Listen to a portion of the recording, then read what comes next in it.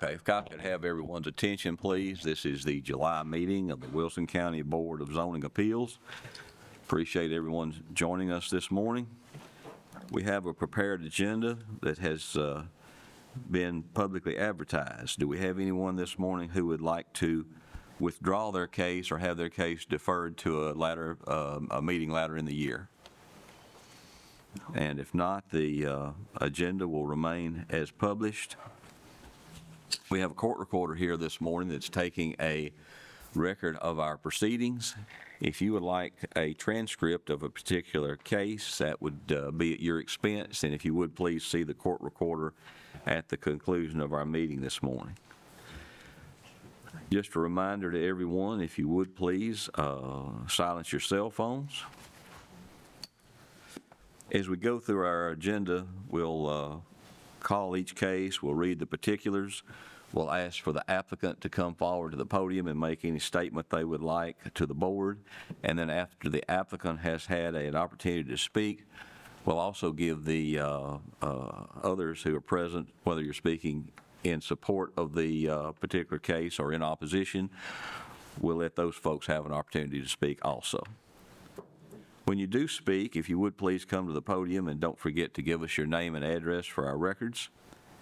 And if you do intend to make a statement in front of the board this morning, you'll need to be sworn in.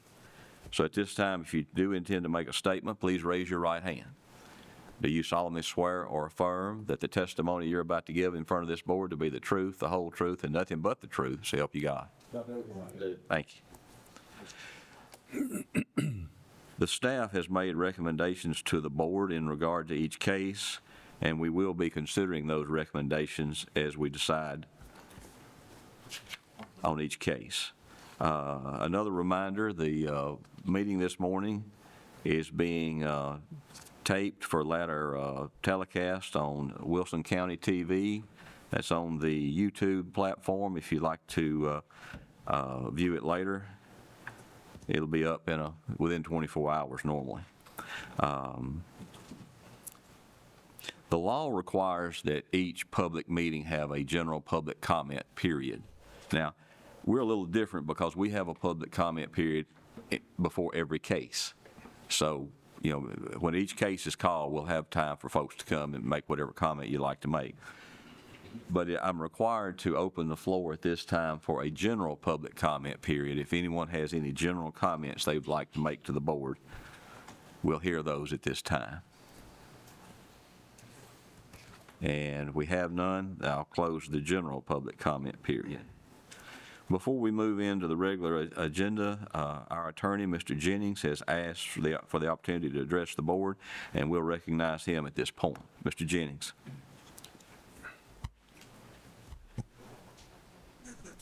Thank you, Mr. Chairman. I don't know that I asked, but I was asked to do it, so Okay. I'm happy to be here. This body, this organization, what you do is like every other public body that we have. It's required to meeting notice to be advertised, and it, as far as I know, it has been for this morning. I think it's that the notice of the public meeting. But the additional requirement put on us by the legislature a couple of years ago is that we have to make the agenda of this body available 48 hours in advance. And the law says, and I better get my helpers here, the law says that we shall make that available to the public at no charge. We do that. And it's found on the county's website. Yesterday, it was brought to our attention that the agenda did not get to the county's website 48 hours in advance. It got there roughly 24 hours. I think we discovered it yesterday morning. So you've got that conflict. The law also says that you may deliberate and act on matters not listed on the agenda of the regular meeting if you follow your bylaws and if you do everything that else you're supposed to do. Follow our rules of procedure. So you are at the point this morning where, well, let me say one other thing. As the chairman's already noted, these meetings are filmed. I believe they're live as we speak, aren't they? I don't know that they're live. Right? I don't believe this one is. They're not? I don't believe this one nor Planning Commission is live. The commission is. Yeah, okay, and well, they do, our committee meetings are live, but I didn't realize this one wasn't, but in any event, it will be up in a day or so. So the decision here today is yours as to whether or not you proceed on, knowing that we didn't fully comply with the 48 hours, but as I will remind you, and you don't need me reminding, you're looking at them, you have a lot of people that came in here today expecting you to hear their case. So I'll answer questions. Do you have a recommendation?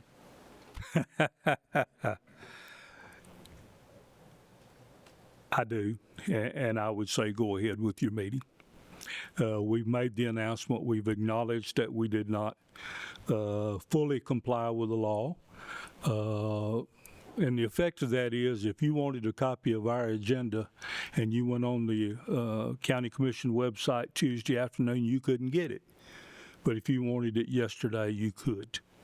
So it's not like it's not out there, it's just that we didn't comply with the 48 hours this time. As far as I know, we've always done that. And mistakes get made.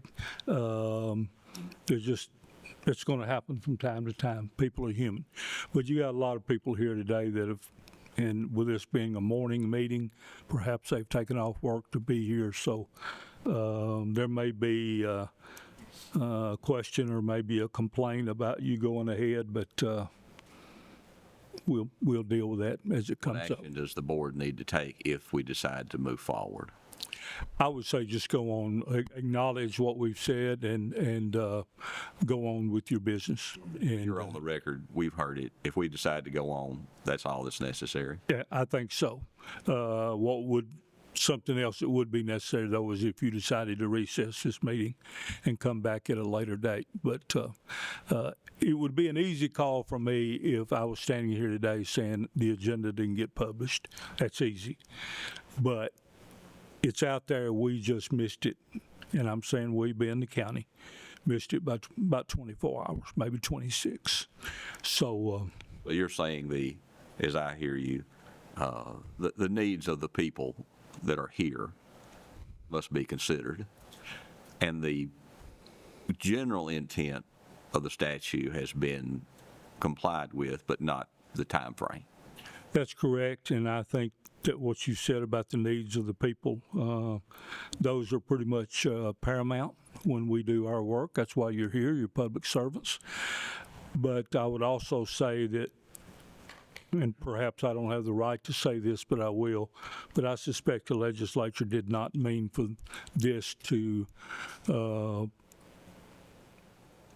inhibit folks who are here today just because we missed it about a day on getting that down. So that's my thoughts. Now, there'll be some that will take issue with that, and it's okay. Do we need a motion, or we just proceed? I think you just proceed. I got you. Question. Yes, sir.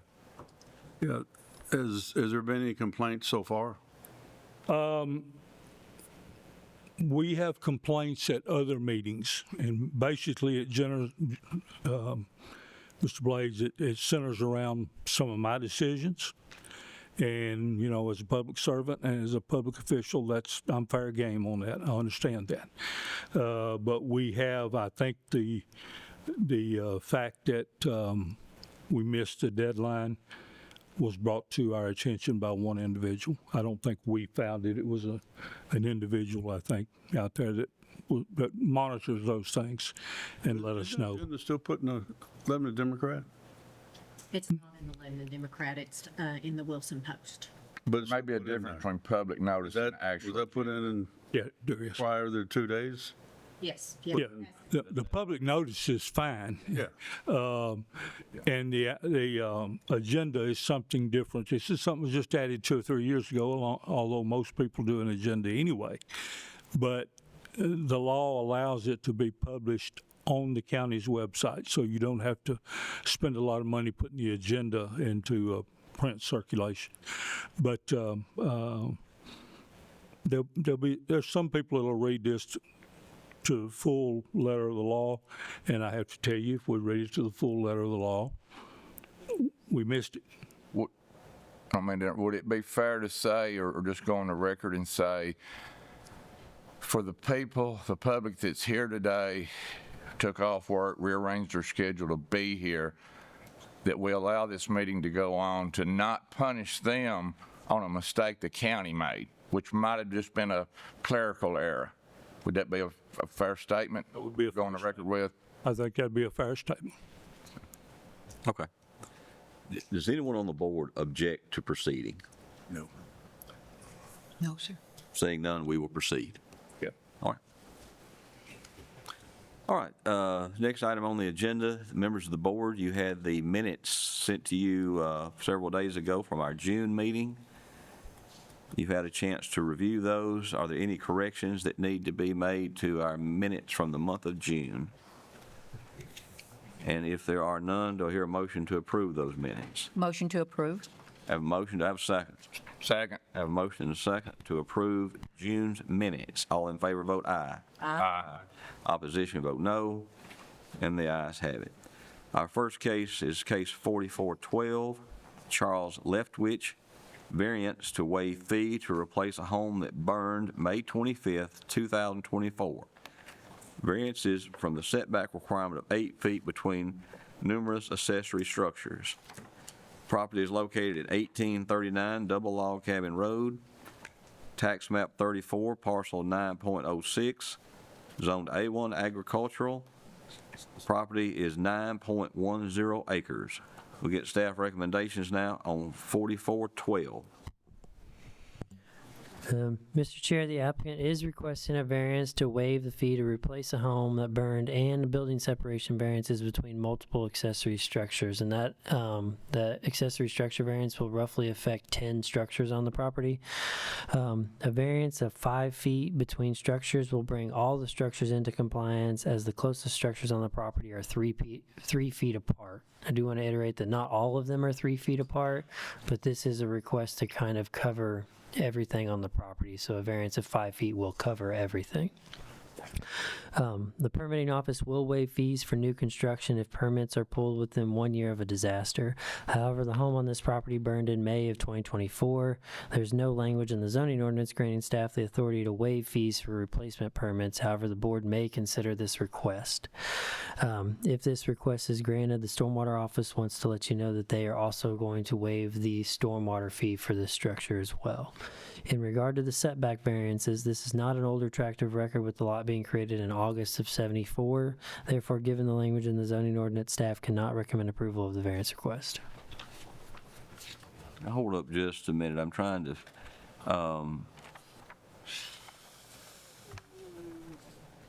you said the lot was created in August of '74. That is correct. Cutoff date? Zoning was adopted in June of '74. So this would be 30 days after the ordinance was created. A little more, but yes. That's right, 60, okay, gotcha. All right. All right, who's here to represent 4412 Leftwich? That would be me. All right, name and address, please. Charles Leftwich, 1839 Double Log Cabin Road, Lebanon, Tennessee, 37087. Anything you'd like to tell the board, sir? The reason that I didn't replace the structure was 2024 was a really bad year for me. I was in the hospital twice. My house burnt down on May 25th. My wife of 55 years died on January 21st of 2024. I had a new roof put on the house in December of 2023. The fireman said that the fire started by a nail, most likely a nail that was driven during the putting on of the new roof. and they started a fire on a Saturday morning between the two roofs, and it took the fire department 6 hours and 25,000 gallons of water to get the roof put out, or the fire put out. It traveled through it. The one end of the house was, excuse me, pretty well destroyed, but most of the house had water and smoke damage. And my wife and I had lived there for 20 years. Of course, we had lots of memories, lots of memorabilia and things that were important to my wife. And I after the fire, I wanted to recover as much as I could. I worked full time, so I didn't have a lot of time, and plus, my health is not the best in the world. So I purchased outbuildings to whatever I could recover from the house. I was putting them in those buildings. I did not realize I needed to replace it within a year. No one had ever told me that. I was just trying to go through and get as much out as I could from a damaged and really a kind of a dangerous structure to go in. I wouldn't risk anyone else's health or well-being, so I wanted to do it myself, and Let me ask that's what took me so long. here, if I could interrupt you, Mr. Leftwich. Yes. The issue here is the time frame. It was supposed to have been replaced within a year. That's the We typically have granted a waiver of all fees within 1 year of the disaster, permits and adequate facilities tax fees. Okay, all right, excuse me. All right, is there anything else, Mr. Leftwich? No, but that's one of the reasons that the buildings were that close together is because, I purchased those to have a place to put whatever I could recover from it. So once the house is replaced, are you going to pull the buildings out? Probably not. If necessary, I will move them so that they meet the variances, but Got you, okay. All right, does the board have questions for the applicant? In these pictures I noticed there's a home still there. no, we've had it It's- removed. I'm in the process of getting a gentleman to put the foundation, that's supposed to be in there. The weather's not been cooperating lately. It's too wet, and when it gets dry, he will do that. But you have removed the, But yes, the other part has been removed. That, what you're referring to, I think, is the single wide maybe. That has been used for storage only. That's not a livable structure anymore. is that allowable? If it's disconnected from all utilities, we've allowed it to be utilized as an accessory building, yes. Okay. I have a question for Christopher. He has a year to replace the house. I'm assuming it doesn't have to be completely built and livable within a year. So what No, you does he just- have to do within that year before it would be in compliance? You just have to apply for the permit within a year. Okay, that's where I wanted. Okay. Yes, sir. He had 12 months to apply. Okay, thank you. Once the permit's applied for, standard permit timeframes would apply from then on to, Yeah, you would have 2 years to construct it. yeah. Got it. Okay. Does anyone else here wish to speak to 4412 Leftwich? Okay, we'll close the public hearing, and thank you, sir. Appreciate Thank you. I appreciate your And turn to the board for further discussion or a motion. Do we need to, just as a discussion, do we need to separate the two issues, or do you want to leave them all together? I'm just asking. Yeah, you can do it either way. There are two issues. Right, right. Okay. So you can separate them or make it all in motion, makes not a bit of difference that I'm aware of. I will, I'll try to get this out. I'll make a motion that we waive the 12-month time period on his permit fees. Do I need to stipulate a time on that, or, I mean, I don't want to leave it open-ended forever, do I?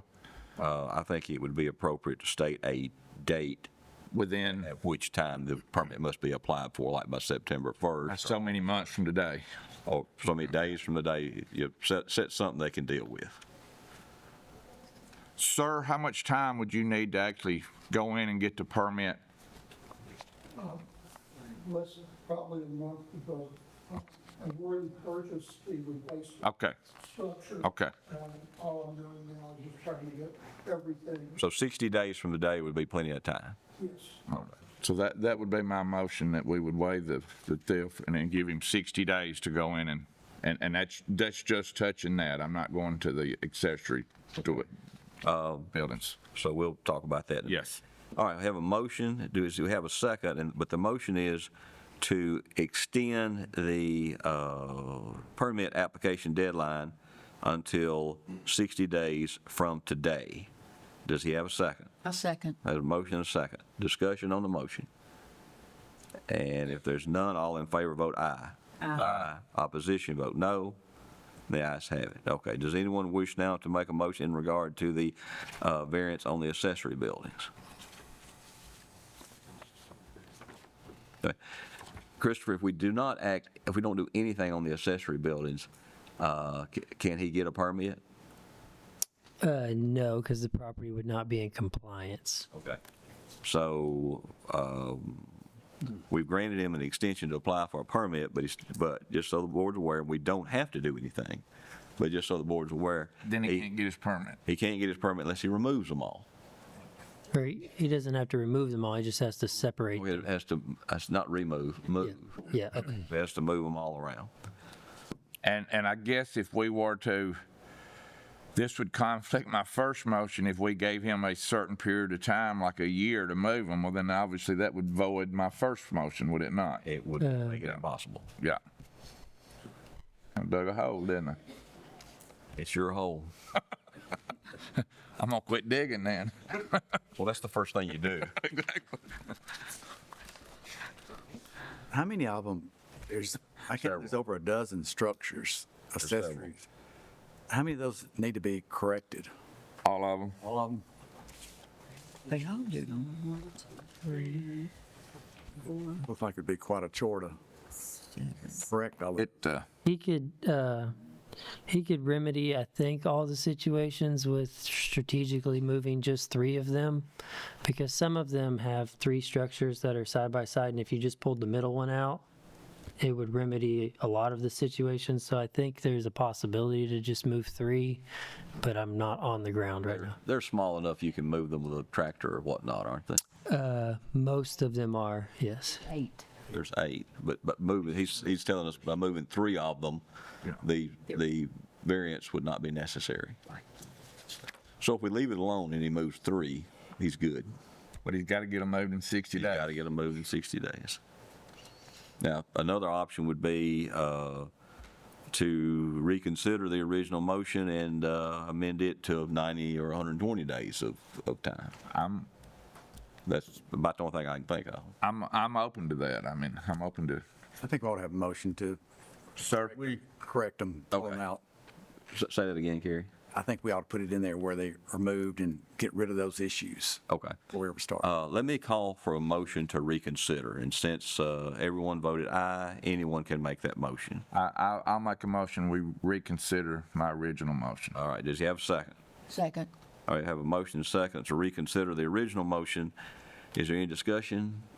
And if not, all in favor vote aye. Aye. Okay, now we're in the reconsider phase. So, I guess an idea would be to adopt the original motion, but amend the time frame from 60 to 120 days and allow the applicant time to move the 3 I'm in compliance. structures would bring him in compliance. Okay? Can we give him 6 months? Or do you think 120 days is adequate? I don't have any, I'm not married to any time frame. I would like to be lenient and give him 6 months to Okay. to So come we in have, compliance. that's your with- motion to give him 6 Yes. months? Yes. Okay. Yes. So we have a motion to extend the building permit application period for 6 months from today's date, and the applicant would be required to remedy the setback conflicts. Okay? Or setback or separation conflicts. Do we have a second? Second. Second, okay. Well, I'm gonna credit you with that motion, although I'll probably butt it in too much. No, well, I think I need a little help on that. So we have a motion, we have a second. Any discussion? If not, all in favor vote aye. Aye. Opposition vote no. The ayes have it. Okay. Approval, 6 months to make your application, and you also have to move a couple of, 2 or 3 buildings to make your variance need go away. Okay? Thank you. Will I be able to get a permit to bring in the new structure? Only after you come in compliance and move some of your buildings. Is that correct? They have to be moved first, I think. Well, it's going to be done, Yeah, it's going to be done as soon as I can get it in the range. Well, there you go. there you go. Thank you very much. Thank you. Appreciate it. Thank you. Okay, our next case is Renee Mendek, short-term rental use, 575 Flippin Road, Lot 9, Chip Smith property. This is case 4413. Tax map is 16, the parcel is 33.09. The zoning is A1 agricultural. The property is 2.44 acres. We'll get staff recommendations now on 4413. Mr. Chair, the applicant is requesting to use the property for a short-term rental. Staff members have received a business plan stating how the applicant considers using the property. If the use is granted, staff recommends the business plan be made part of the approval and put the applicant on notice that if there are any changes to the structure or expansion to the use of the property, the applicant must appear before the board with a revised plot plan and a business plan for approval. The caretaker for this property is located at 2890 Belotes Ferry Road, which is to the north of this property. If the board approves the request, the applicant must provide contact information to WEMA, the Wilson County Zoning Office, and the County Sheriff's Office. The home has a 4-bedroom perk and is advertised with a limit of 8 guests. Typically, the board will allow 2 guests per bedroom, meaning the maximum number of guests would be 8. Fitting with the submitted business plan, Airbnb short-term rentals are use permissible upon appeal in the A1 zone district with a minimum acreage requirement of 2 acres. This property before you is 2.44 acres. Given the language in the zoning ordinance, staff can recommend approval of the short-term rental. If the use is approved, the board typically approves a first-time request for a period of 1 year. Okay, who's here to represent 4413, Mendek?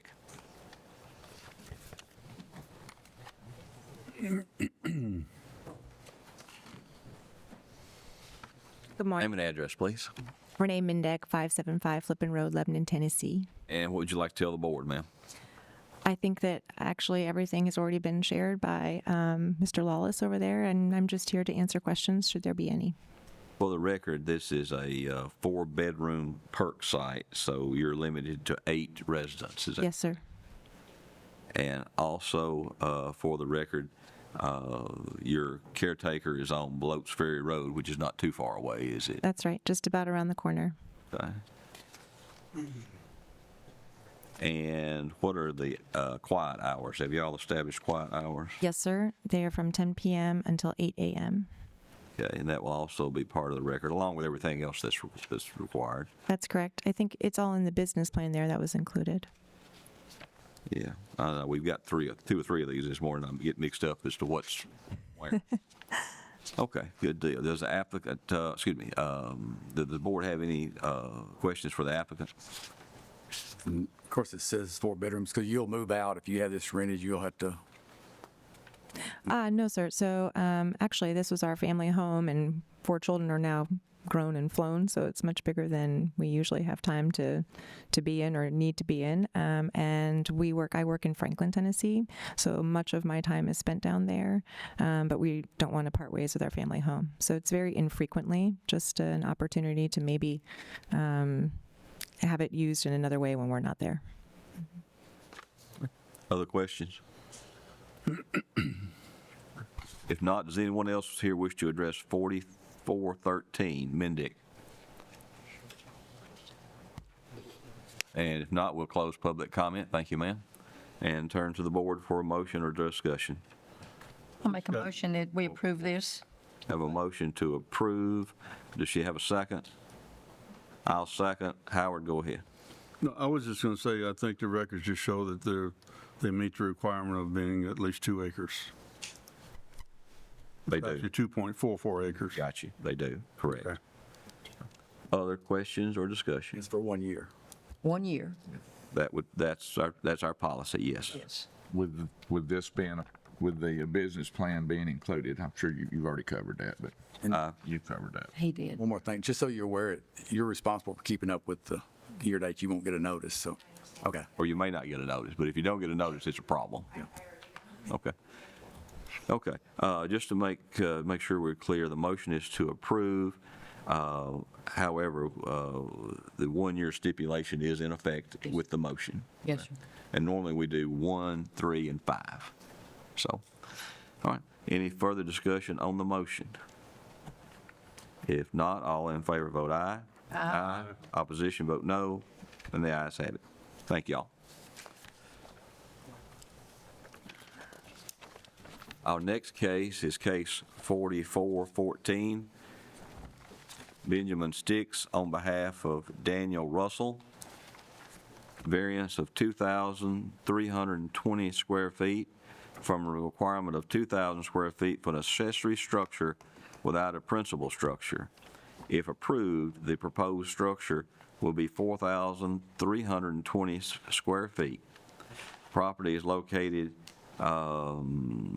Lot 35, Farmstead Lane, Kaiser property, tax map 71, parcel 36.35, zoned R1 residential containing 16.25 acres. We'll get staff recommendations now on 4414. Mr. Chair, the applicant is requesting a variance of 2,320 square feet from the requirement of 2,000 square feet for an accessory structure without a principal structure. Given the language in the zoning ordinance, staff cannot recommend approval of this variance request. Staff will note that the applicant does intend to pull a permit for a home on the property, but those building plans nor the permit has been pulled as of today. Okay. Who's here to represent 4414? Benjamin Sticks, 1066 Laurel Valley Lane, Mount Juliet, Tennessee. All right. What would you like to tell the board, sir? So this is a property my wife and I are looking to purchase. We're under contract for it right now, pending approval for this, if this passes or not.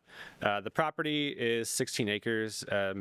The shop that we're going to build on it is for personal use. It's going to be located very far back in the property. It's not going to be visible from the road at all, so it shouldn't be a hindrance to anything. I know there's a limit about 4% or so. We do plan to build a house on it as well. This will be where we live once we build the house and everything. But we're planning to build the shop first, move some stuff that I have in storage into the shop, and at that point we can kind of consolidate our storage costs, and then from there we can start to build our house. Okay. The board have questions for the applicant? Is this to be hooked to sewer or septic or? So our goal is to get a 1 bathroom on the shop itself. So there will be a septic attachment at some point. I mean, does it have a soil site now? Yes, it does. Currently has perked for 3 bedrooms, but we're scheduled for a soil test on Tuesday next week to see if we can get a few more. So there's 1 soil site on the property, Yes, and you would burn 1 with the accessory structure. right. Okay. Other questions?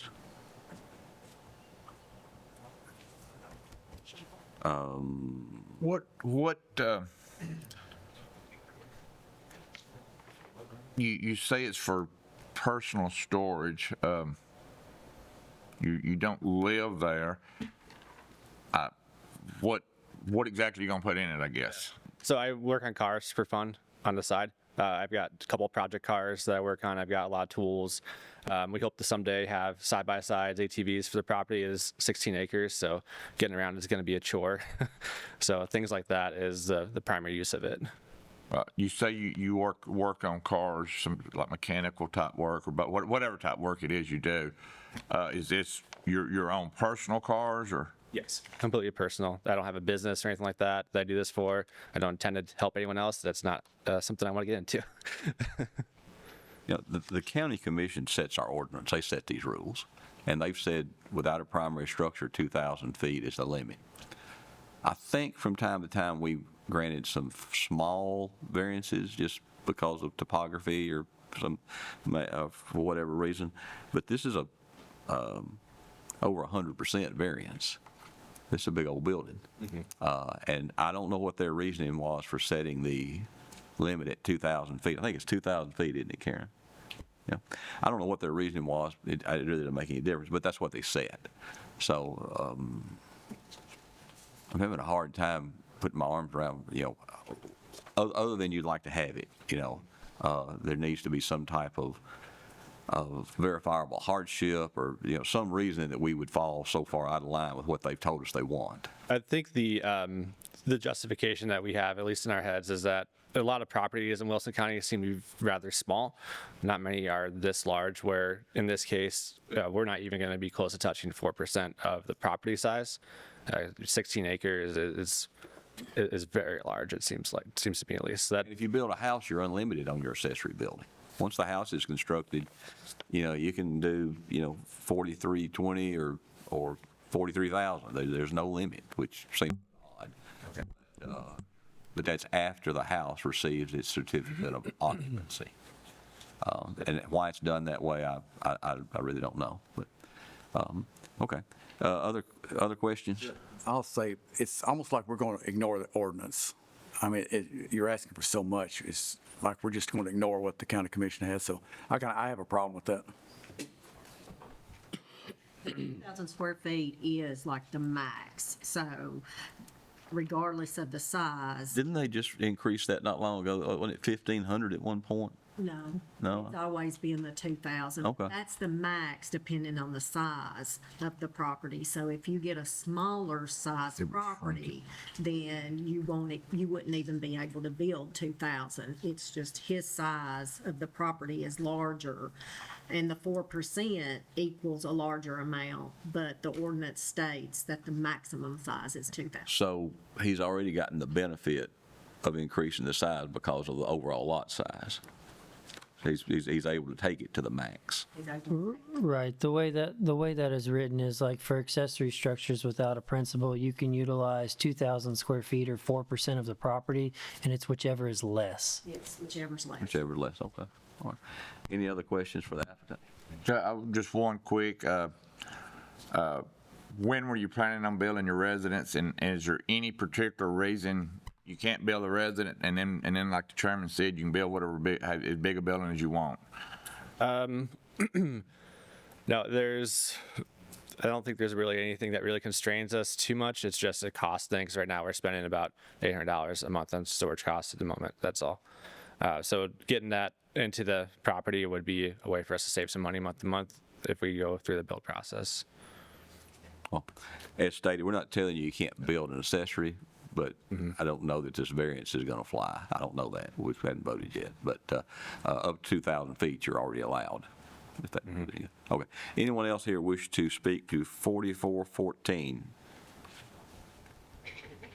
If not, we'll close public comment. Thank you, sir. And turn to the board. Do I hear a motion in regard to 4414? Make a motion to deny the request. Have a motion to deny 4414 based on staff recommendations. Does he have a second? Second. Have a motion and a second. Discussion on the motion. If not, all in favor vote aye. Aye. Opposition vote no. And the ayes have it. Okay. Our next case, 4415, Seth Roselle, variance of 5 feet from the east side yard setback requirement of 10 feet for an existing shed that is 5 feet from the east side property line. The property location is 138 Bluegrass Parkway, Lot 33, Wildwood Estates, tax map 70I. Parcel is 20B. Zoning is R1 residential, contains 3.2 acres. We'll get staff recommendations now on 4415.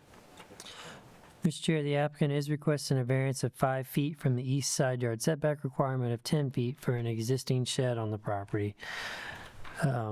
This is an older tract of record with the lot being created in September of '72. Therefore, being an older tract of record, staff can recommend approval of the variance request. Okay, who's here to represent 4415? Roselle.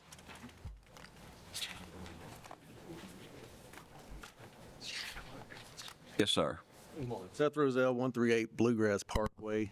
Been trying to pull a permit for a deck on the property, and during the initial inspection, it was found that the lean-to on the shed was too close to the adjoining property, so I'd like to get that stipulation waived so I can go ahead and pull the permit for the deck. Okay. Does the board have questions for the applicant? If not, does anyone else wish to speak to 4415? Roselle? Okay. No one to speak, then we'll close public comment on 4415. Turn to the board for a motion. Make a motion that we approve upon staff recommendation, and it's an older lot of record. I have a motion to approve 4415 based on staff recommendation and an older lot of record. Does she have a second? I'll second. She has a second of Mr. Howard. Any discussion on the motion? If not, all in favor vote aye. Aye. All opposition vote no. The ayes have it. Thank you, sir. All right, thank you. Our next case is 4416 K&A Land Surveying on behalf of David Kirby.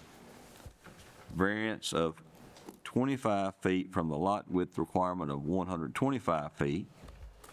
Variance of 9,997 square feet from the lot size requirement of 40,000 square feet. The proposed lot is 30,000 square feet. Excuse me, the proposed lot is 30,000 square feet in size. Property location is Loman Road, tax map 100, a portion of parcel 53.11. The zoning is R1. Property size 0.69 acres. We'll get staff recommendations now on 4416. Mr. Chair, the applicant is requesting a variance of 25 feet from the lot width requirement and a variance of 9,997 square feet from the lot size requirement of 40,000 square feet for the A1 district. Given the language in the zoning ordinance, staff cannot recommend approval of either variance request. I do want to point out that this lot is to be served by public sewer, which is unique in the county, which in some cases would allow the proposed lot to be 90 feet in width. But currently this standard only applies to developments of 5 lots or more. This development will be tied to a system that serves more than 5 lots, but the lot before you today was not part of the original property development. Okay, who's here to represent 4416 K&A Land Surveying? Brian Keith, K&A Surveying, 726 Park Avenue. Mr. Chairman, the owners of the property, Mr. and Ms. Kirby, are here. They're here to see the proceedings and to answer any questions that you guys may have, but they've asked me to represent this. So if you're looking at the property that's on the screen, it's a long, narrow piece of property.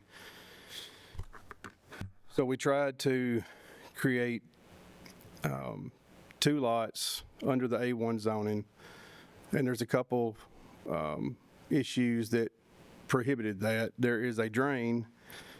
I think you've got my. I thought this was R1. R1, I'm sorry. I said A1. I meant R1. Okay.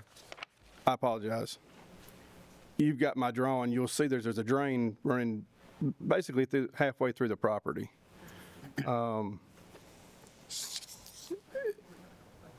And so in trying to produce those 2 lots, there's just not any way to do it. So I was looking at the area and what had happened history-wise, and there are, I believe there's 5 or 6 lots that were created under the old rules, where we, in R1, with the sewer being the method of sanitation, they could use 25,000 square feet lots.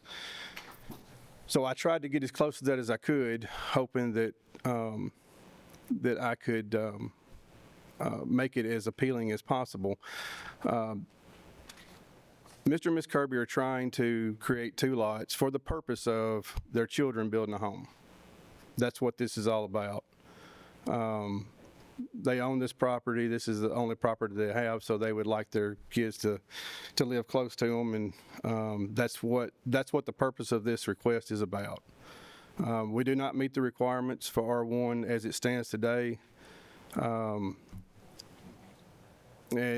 I'll answer any questions that you have to the design that I have before you, but that is as close as I. Request is only for Lot 1 on your paperwork, correct? That is correct. Lot 2? Lot 2 does meet the requirements. Okay. So it's just one lot that we're needing the variance on, not the second lot. You know, there's been quite a lot of controversy in the last few months about lot sizes around here. Yes, sir. Does the board have questions for the applicant?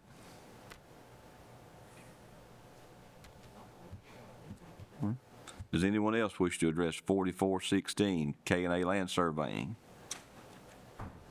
Anyone else? I'd like to. Please come forward. I'm Debbie Kirby, 2273 Harcredo Road. I just want you to know we're just trying to do this to keep our family close. We have the ability to do it, to give them each a piece of land to build a house, so they have a support system, and we have a support system as well. That's all. Thank you. Anyone else? If there's not, then we'll close public comment on 4416 and turn to the board.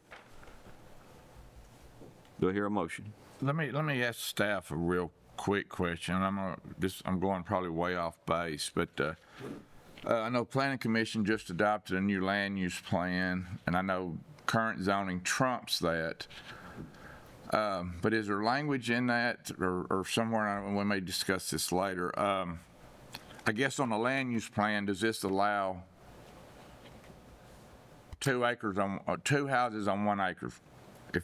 And maybe I'm going down somewhere we don't even need to go. I know current zoning trumps this, but is this in large lot residential on the land use plan map? Would it have a definition of 2 houses, 2 dwellings on 1 acre? I'm just yes. curious. This area would be in large lot residential, Okay. yes. I was curious in that regard. Would that make it easier for them to get some type of rezoning to where they could have a smaller lot? It would allow them positive direction for R2 zoning, which would allow 20,000 square foot That's lot. where I was headed with all that. So there is a path. Yes, there is a path. To say that it's achievable is a different. Say that it's To say that it gets all the way through commission, Well, right. I can't answer that part, but yes. All right, I was just curious about that. Yes, there is an option for a positive recommendation for staff, And you yes. said it will get a positive recommendation from staff for an R2 zoning, or is that something that's undetermined? I don't mean to put you on the spot. No, you're fine. At present, no, it would not, because that it's 2 acres. It calls for 2 lots per acre. Now they could probably draw it to where it confines with that, and they could manipulate these lots to where that's all that they could get out of this, and that would get a positive recommendation in a very unique situation. But if they were trying to zone the whole 5 acre tract R2, no, it would not get a positive recommendation for that. Did that clear anything? It would be a very unique situation where they would have to have a very detailed exhibit and only be requesting R2 zoning on pretty much what is shown here. Right. R2 with a sewer. The sewer does not change anything for the R2. You don't get it like a Density. No, sir. It's still 20,000 square foot lots. Now, R2 is probably only achievable with sewer. I don't know how many lots can actually support a septic But system. he actually meets that. He has the public sewer for R2, correct? In this situation, he does, yes. Well, I mean, I would assume this is a situation we're talking about.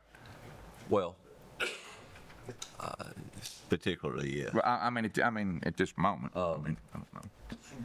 But would you say that, the R2 with the sewer in this situation, that would be they might achieve that. That would be a very unique situation. It would be, yes, sir. And the only way to get a positive recommendation with that would be to rezone a portion of the property for R2 where it could not be subdividable again, because then you're going to be over what that land use plan direction calls for, because it limits it to 2 tracts per acre is kind of the vision for the land use plan. Now that is a guide, but the overall vision is no more than 2 tracts per acre in this particular part of the county. Okay. Any other questions? Yes. I don't know if the applicant wanted to say anything again. We closed public. Oh, okay, my bad then. All right. Okay. Any other comments from the board?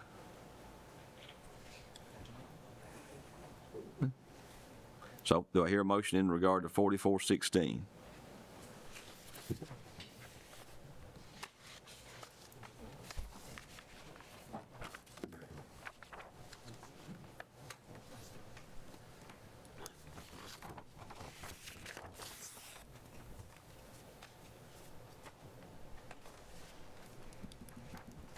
Okay.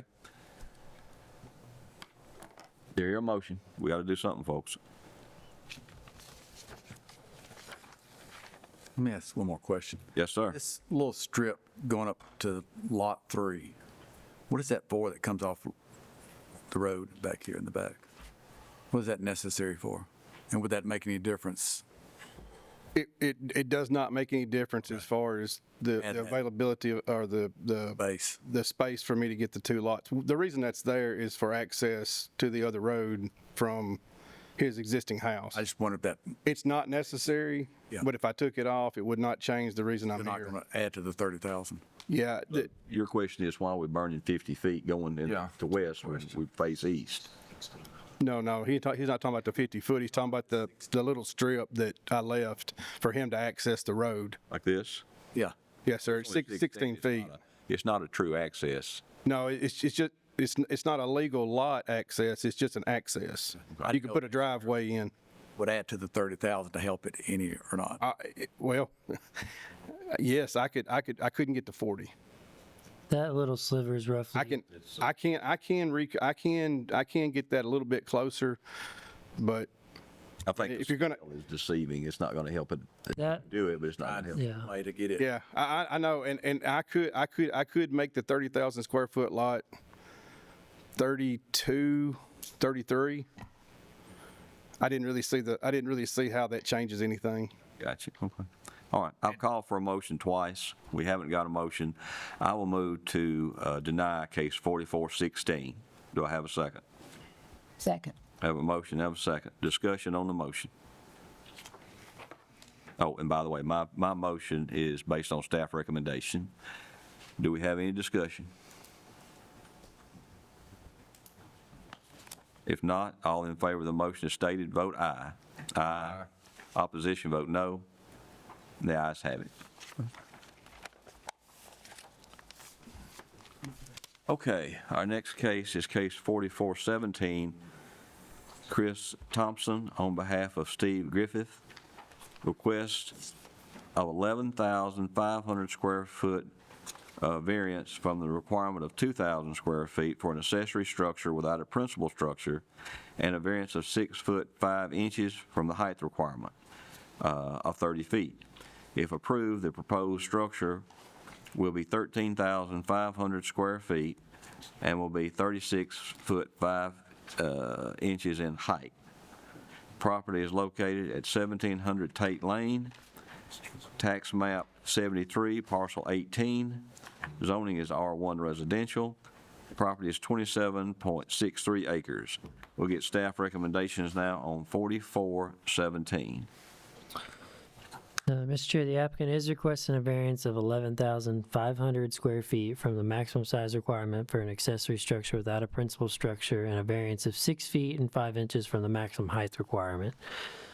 Given the language in the zoning ordinance, staff cannot recommend approval of either of these variances requests. I do need to reiterate that I had a conversation with the applicant in recent.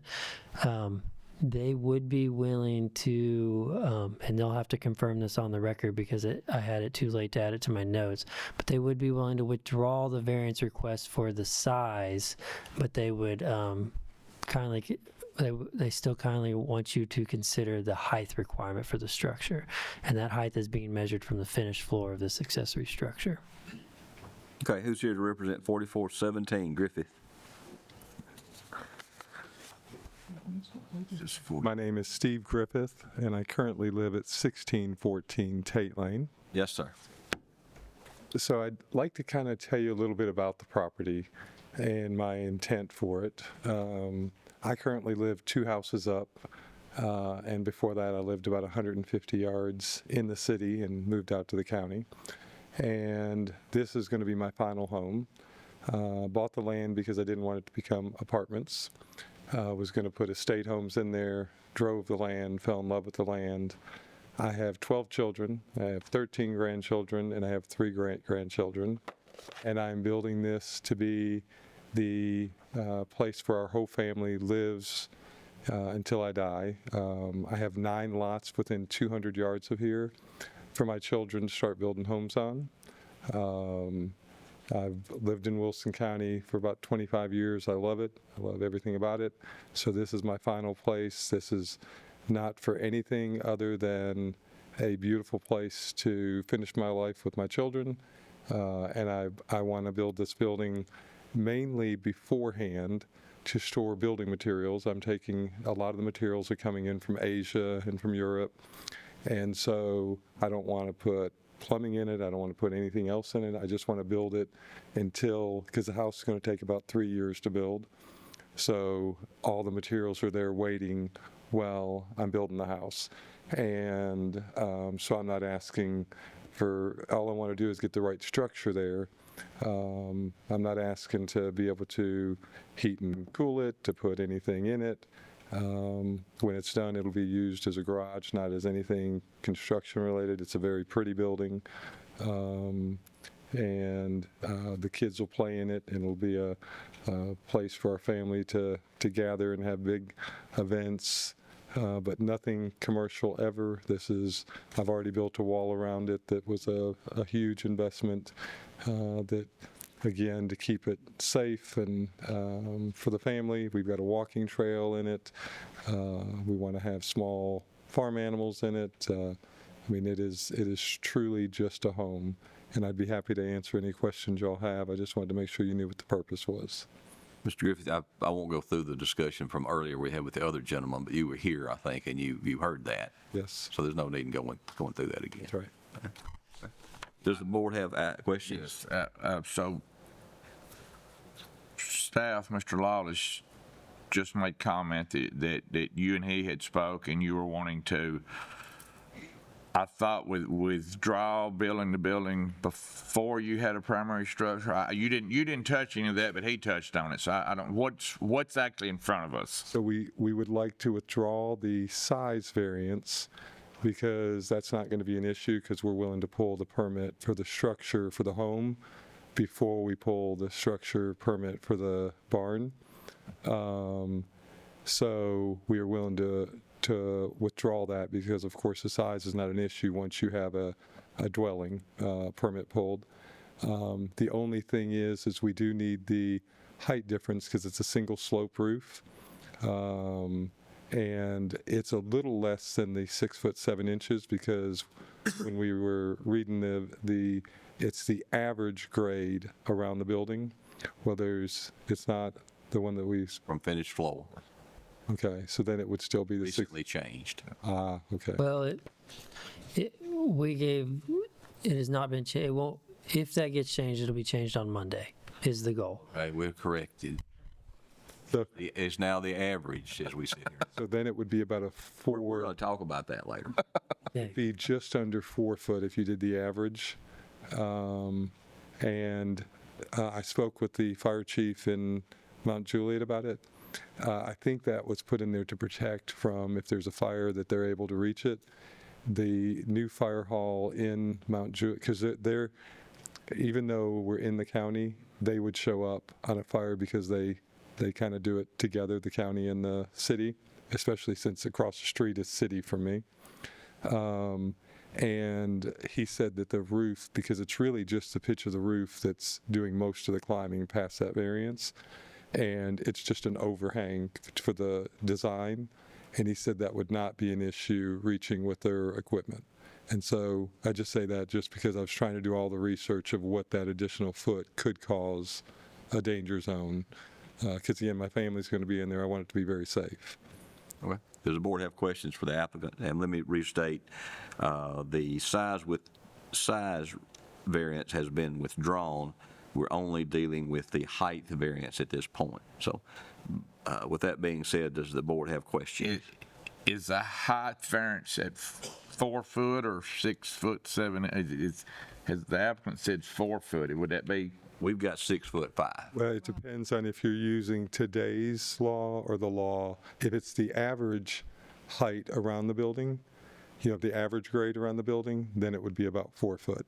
If it's the law that's coming into effect on Monday, then it would be 6'7". So it would depend on what law, what rule you're using. We're going to have to deal with what's in place today. Correct. So then it would be about 4 foot. About 4 foot. Yes. Well, let's say 4.3 foot to be, give me a little 3-inch. Yep. Yeah. If you grant the 4 foot, which is fine from today's requirement, and the applicant fails to pull the permit before the law changes, he will be back before you for the additional footage. I don't know. You have to pull your house and accessory building permit before Monday. I wouldn't be able to. So let's request. We're going to the 6'7" request. And keep in mind, and if it's a visibility thing, I've got 6'5". that'd be fine. That's a typo. That's a typo. What's he supposed? 6'7".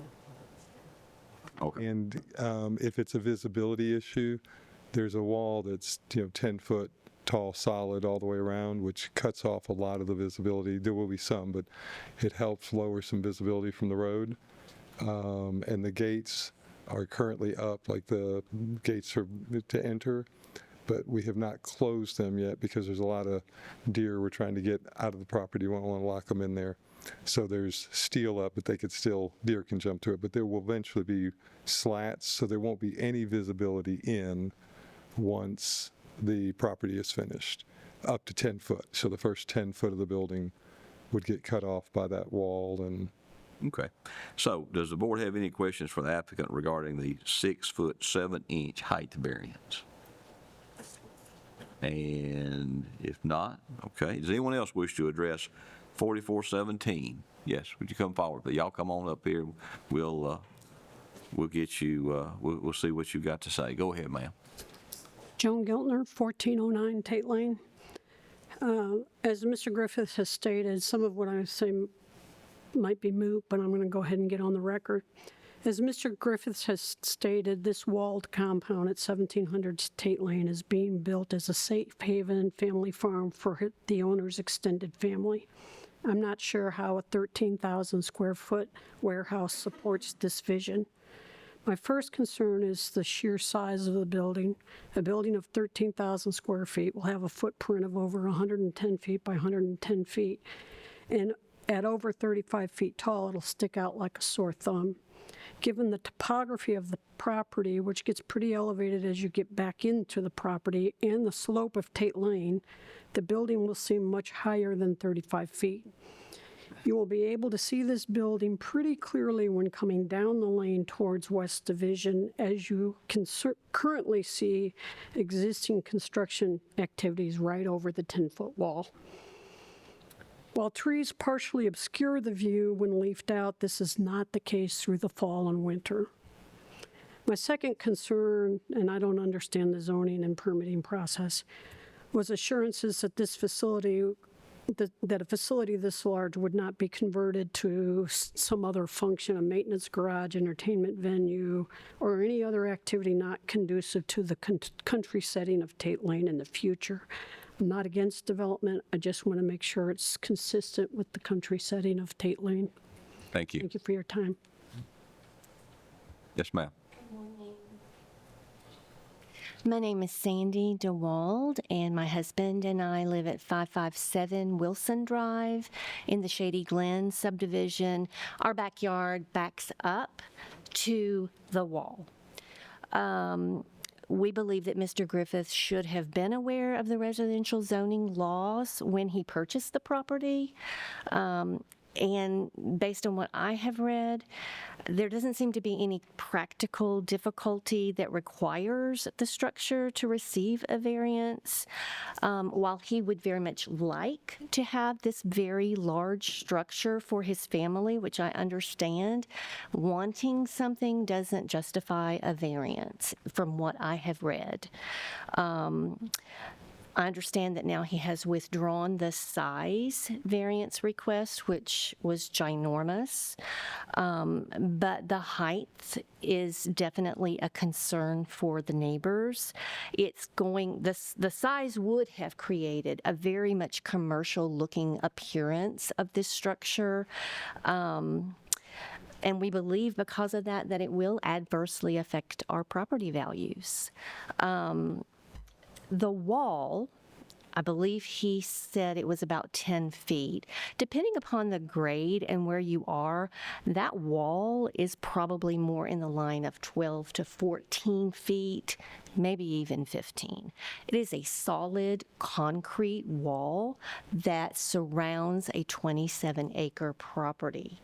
My understanding is that the wall should have had a variance. And we never got any notification of that. It just simply went up. One section of the wall has already collapsed due to water runoff. That has been corrected. But the wall itself is not something that is conducive to a residential neighborhood. So we just have a lot of concerns about this. So for this reason, we are requesting that the zoning board deny the variances.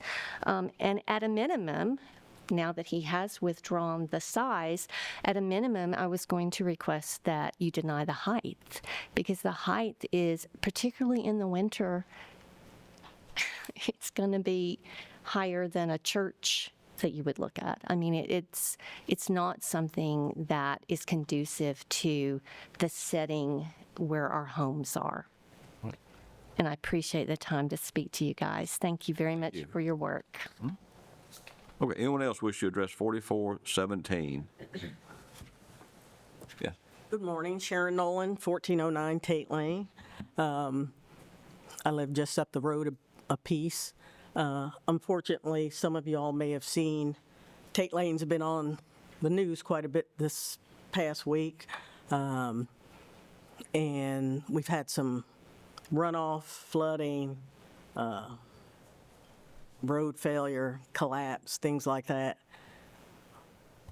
as a result of a 36-home community being constructed just a few hundred yards up from this proposed building. Mr. Griffith is also the developer for this 36-home new subdivision. The issue with the subdivision has been maybe some non-compliance issues, runoff, stormwater, things like that, some of the things I mentioned. With the height restriction being reduced now, it really becomes a concern of compliance, what we said we're going to build versus what actually gets built. And unless it's in writing, there's some concerns about what we're going to wind up with. Because we've had that same issue with what that subdivision was going to be and where it's at now. So, yes, every day this country setting has been changed over the past 4 or 5 years. The wall, 17 acres, pretty much clear cut down to red dirt. The community that's being built was proposed as $1 million luxury gated communities. I don't know that the existing residents of Tate Lane or people moving into these luxury homes are going to want to drive by a facility potentially looking like a big industrial park every day. I don't think that's why you move to Wilson County to our nice country settings to live or have to look at something like this every day. So pretty much, I guess my primary concerns would be compliance and commitment to whatever you all decide to approve. Because once it's done and built, the residents there will have to live with it. So thank you for your consideration. Anyone else wish to speak to this case? Come forward, please.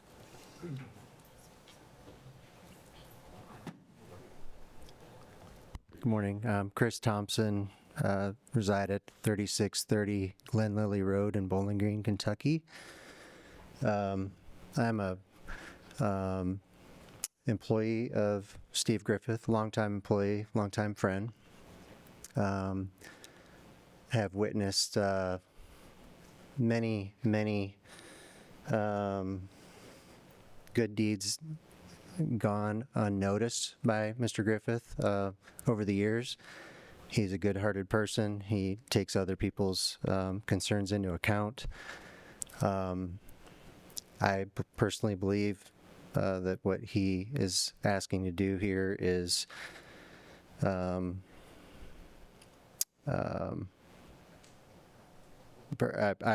personally believe in the project and the design of it. I know his family well. I love his family and would love to see them get to enjoy this property to its fullest extent. Would like to address a couple of previous comments made by others. First and foremost, to speculate what $1 million homeowners. Here's what let's do. Let's talk about this 6.5 foot variance, because that's all we're here to talk about right now. And 6.5 foot variance on the height. That's what I'm driving to. Don't care about the $1 million homes down the street. Don't care about the wall. Right now, it's not. That's what I was driving at. It's a separate topic. Okay. Well, secondly, let's get there. Okay. Secondly, this property is covered in cedar trees, predominantly cedar trees. Yes, there are some deciduous trees, but cedar trees do not lose their greenery in the winter. So in the winter, the view of this barn doesn't change that much as it does from the summer, as has been stated. Secondly, the people that live to the west, Wilson Circle maybe, that backs up to the wall, the nice lady who made comments about the wall, because there's a cedar grove. First of all, I don't believe personally that they would be able to see from their property where this barn is going to be, nor in the winter, because it's a cedar grove between the two and a little bit of a crown of the property. So third thing I want to address is there's a difference between industrial and commercial and modern. This building is modern. Nothing against modern. As the world progresses, things become more modern. It is not a commercial or industrial look. So would just like to state that.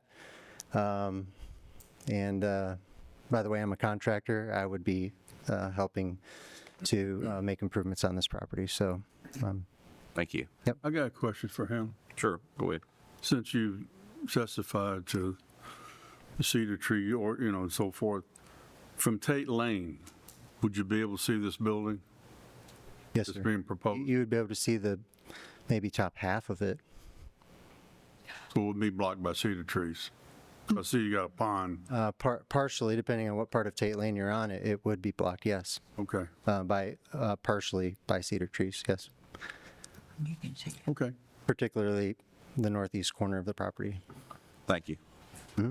Anyone else wish to speak that has not had the opportunity? I just wanted to answer. Right. Right.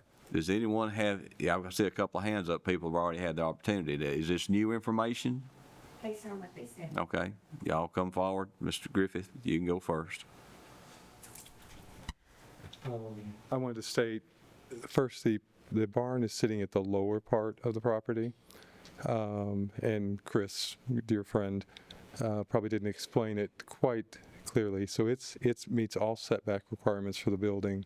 Of course, if I had a structure there, it would meet all size requirements for the property. Just reiterate, in order to get a variance of this type, you need a reason that we can act on. Okay.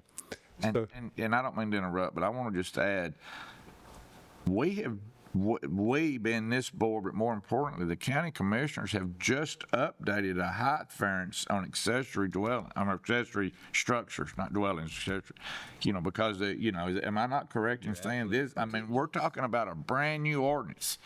I mean, with less than a year old. You really need a legitimate hardship for this to get any traction, I think. Okay. A year ago, it was I know 22 everybody's, foot, yeah.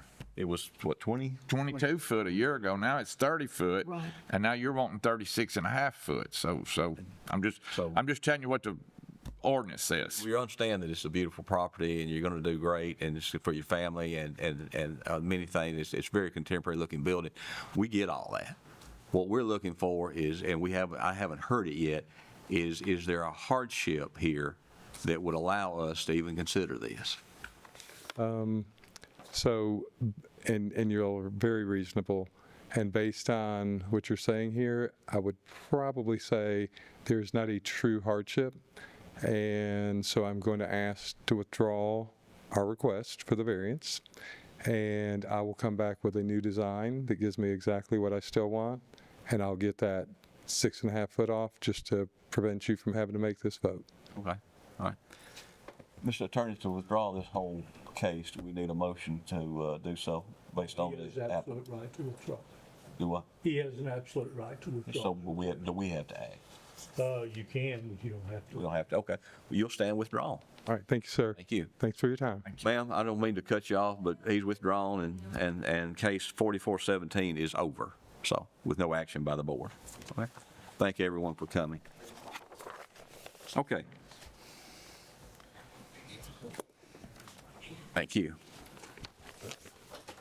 Our next case is case 4418, Richie Boland, variance of 3,880 square feet from the requirement of 2,000 square feet for an accessory structure without a principal structure. If approved, the proposed structure will be 5,880 square feet. The property is located at 9100 North Milton Road, Lot 2, Tax Map 179, a portion of Parcel 6.02. Zoning is A1 agricultural and contains 29.04 acres. We have staff recommendations on 4418.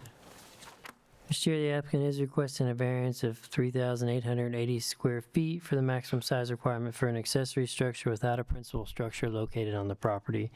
Given the language in the zoning ordinance, staff cannot recommend approval of the variance request. Okay, who's here to represent 4418? Richie Boland. Gun shy to come up here because I know what's going to happen, but I'm a little different than what you've been looking at. If you look on the property on the map there, you've got two buildings there now. One's an old barn, one's probably a 24 by 24 metal building. Both of them leak. They're just unusable for what I want to do with them. I'm going to tear those two down and build one, and just to the north of it there, you'll see the building about the same size as mine that my neighbor owns. I'm just going to build one right there, it's the same colors as his. So there is a house on the property that I own, but it's not on the same track. I bought the property in two different sections. I bought 100 and something acres, the first track, and then I bought the second track to the south that butts up to Goodman Road. And so there's 229 acres. It's not what's on the paper there. And then I bought an 8-acre tract that's got the house on it that kind of tied all my property together and got a lane on it. So, but with it being on a separate track, Miss Karen looked at it and said we needed to come here. I do own the house that's right there on the property, but it's not on that track. First question, you said for what you want to do with it. Tell us what you want to do with it. I only use my land. I'm building two buildings. One's a hay barn. I'm going in the back. We run cattle on it now. I've got a friend of mine that runs cattle on it. I'm eventually going to build a house, but depending on. Let me stop you right there. I'm a big opponent of board members coaching people, asking questions that might lead them to answer a certain way, and that happens every once in a while. But you say you're storing hay over on one side. Are you running cattle on this place? There's not cattle on it today, but there was 3 weeks ago. Okay, there's going to be cattle on it in the next year. There'll be cattle back on it this winter. Why is he here? The reason why he's here is, and correct me if I'm wrong, Mr. Boland, this was the structure that you said was going to be partially ag, but some of it was not going to be ag. So it wasn't going to be 100% ag, and that's why he's here. Go ahead and dig you a hole, Perry. I'm looking at you. I'm a little confused. He doesn't have a principal structure I on. understand he doesn't have a principal structure, but And when you let look me ask you this. Does he meet the requirements that we've set forth for ag use? for ag use, this is on a 29-acre tract. He's got it all combined for Greenbelt. All the tracts are combined. So they're combined for tax purposes. Right, but that's a greenbelt function. That's a Greenbelt function. The only thing. And he testified he's had cattle on it Yes. recently. But there's not a principal structure on this tract, so that's why he's here. I guess I'll start digging on it. Yeah. I'm just saying, I have farms that have barns all over them that I don't live on. I personally live on, several hundred acres, but 5 acres already is deeded into my house. So my house doesn't sit on any of my farm. I think most farmers separate their house for, if it's a family farm, my whole family doesn't own my house. I own it.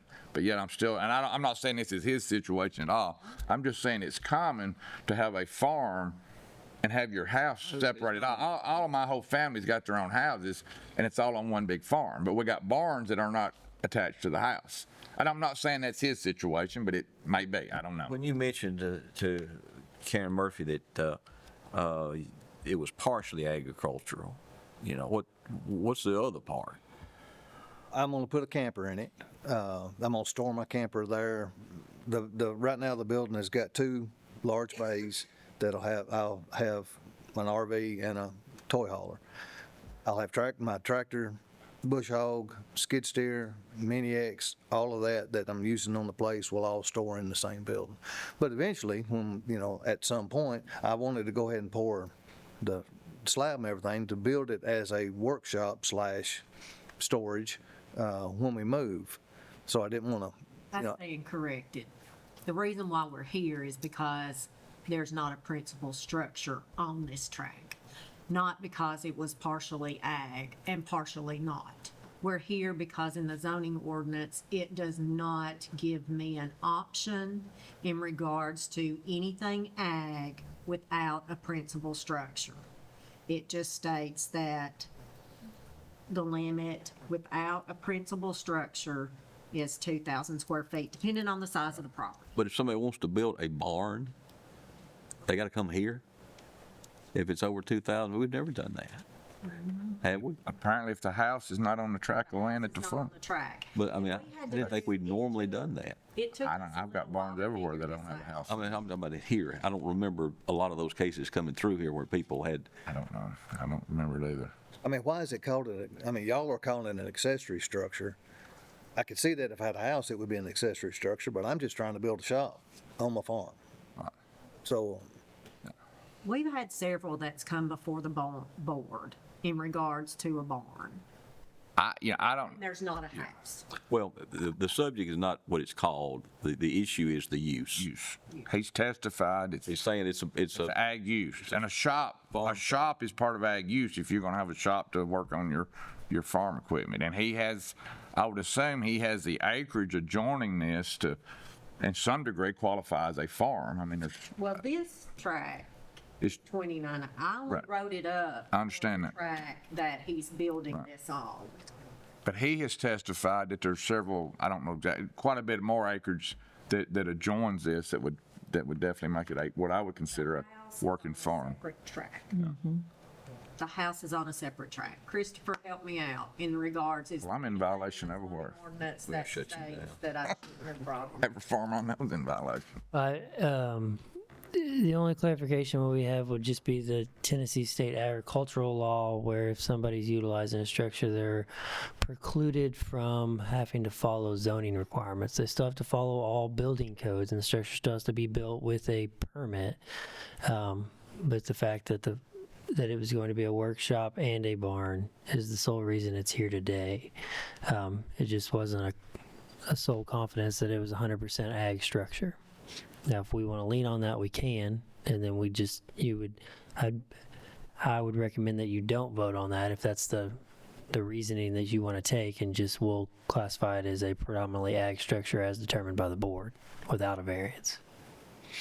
Did you just say that you recommend we don't? If you're going to come to the conclusion that this is going to be 100% ag structure, I would recommend that you do not vote on it, because they're precluded from having to follow our zoning requirements if in fact the structure is used for ag. Because if you do vote on it, you're acknowledging the fact that you are given a variance for a structure, and if it gets used for some other thing in the future, it would have that variance. I would suggest you find someplace else to put your camper. Because if you find somewhere else to put your camper, you don't need to be here. And from what I've heard you say, you've got cattle before, you're going to have cattle in the future, it's agricultural use. And, I just don't think it would be necessary for him to be here. But if you're going to put your camper in there, we're going to have to vote on it.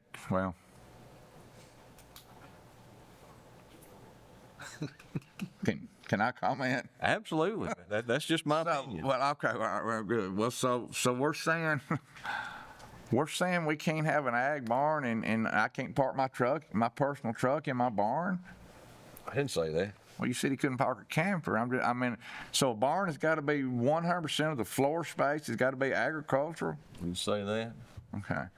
Well, I'm of the opinion that based on the testimony given today, this structure is an agricultural use. I'm not going to say 100% or 80%, but I don't know if we need that in the motion, or I'm just rambling on. Buddy. I'm just going, I was just trying to do it the right way. I understand that. But then hearing what's happening.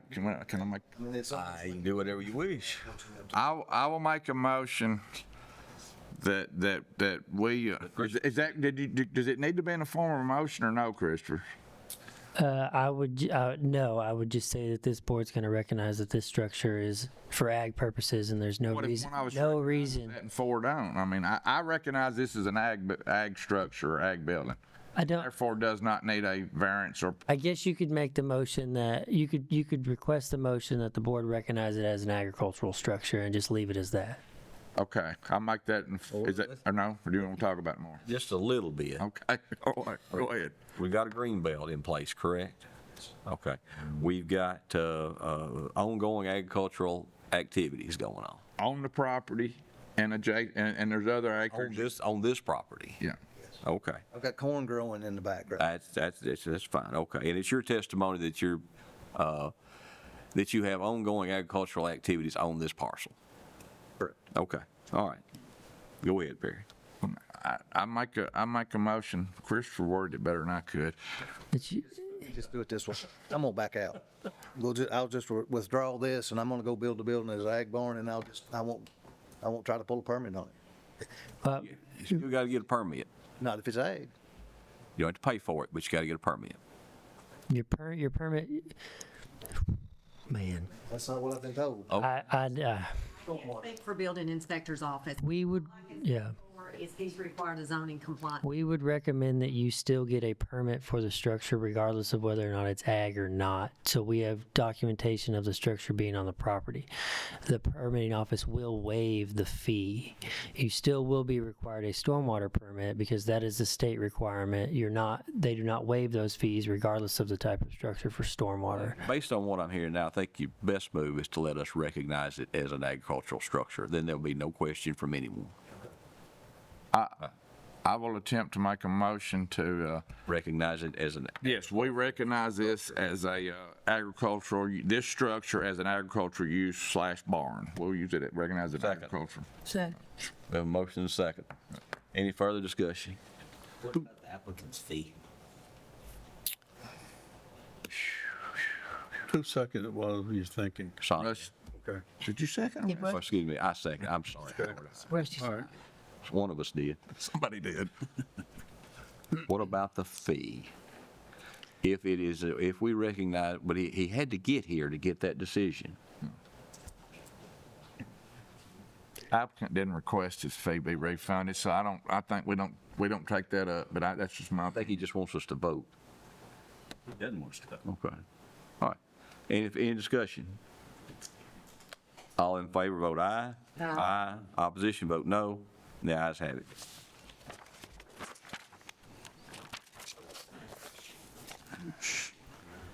All right.